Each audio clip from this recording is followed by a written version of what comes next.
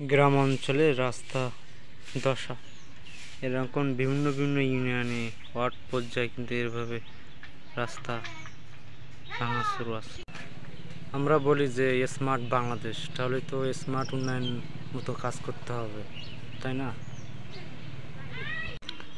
আপনারা সবাই দেখতে পাবেন যে প্রত্যেকটা ওয়ার্ডে কিন্তু এইভাবে এরকম রাস্তা খারাপ আছে সারা বাংলাদেশে। যদি ওয়ার্ড মেম্বারকে বলবো আমি, মেম্বার চেয়ারম্যান ইউনিয়ন পর্যায়ে, যে আপনাদের যদি বাজেট থাকে তাহলে আপনারা এই রাস্তাটা ভালো করে দিবেন এবং সংস্কার করে দিবেন।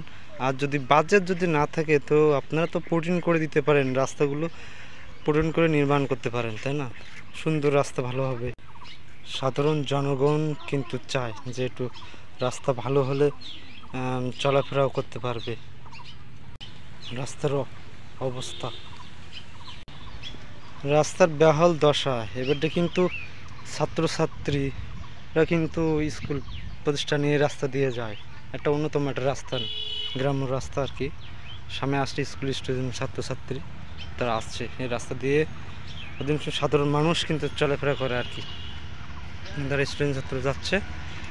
সাধারণ মানুষ বিভিন্ন ধরনের মানুষজন এখানে যায়। রাস্তা অন্যতম একটা রাস্তা আর কি, সেইখানকে ভ্রমণ করার রাস্তা পুটিংয়ের জন্য এবং রাস্তা সংস্কারের জন্য আমি আবেদন জানাচ্ছি। আপনারা স্থানীয় সরকার যেগুলো আছেন, আপনারা একটু রাস্তাটা পূরণ করার জন্য ব্যবস্থা করবেন। এই হচ্ছে রাস্তা।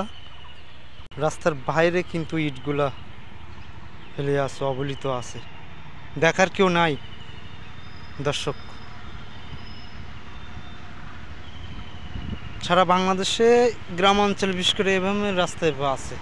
আমি বিভিন্ন উপজেলা ইউনিয়ন পর্যায়ে গিয়েছি, ওয়ার্ডে গিয়েছি, রাস্তা সব এইভাবে দেওয়া।